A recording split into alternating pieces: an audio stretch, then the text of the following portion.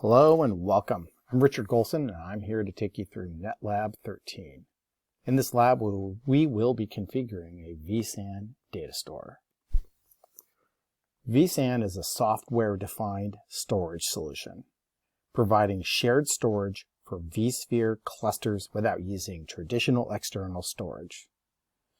A vSAN cluster does require a minimum of 3 hosts to be part of the vSphere cluster, and it's enabled for vSAN. All 3 hosts will be enabled for vSAN. It also requires a vSAN network, so a dedicated network for the vSAN, and the local disks on each host are pooled to create a virtual shared vSAN Datastore.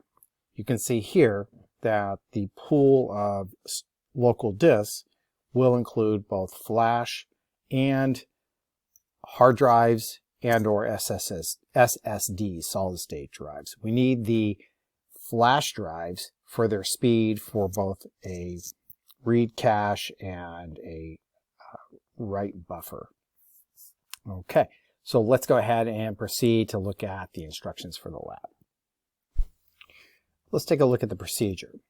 So it's broken down into 3 tasks, but honestly the first task has the most steps, so let's take a moment to take a look at that. In that first task, we create and view the vSAN Datastore configuration. So to create the vSAN Datastore, our first step will be to add a third ESXi host to the data center.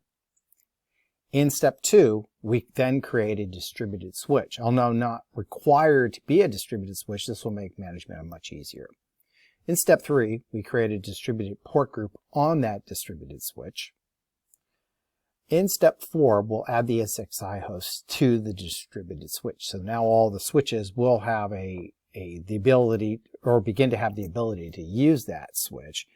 Although to fully configure this vSAN cluster, we will need to add VM kernel adapters to each of the hosts so that they can then connect to the distributed switch and also connect to the physical ports on the servers.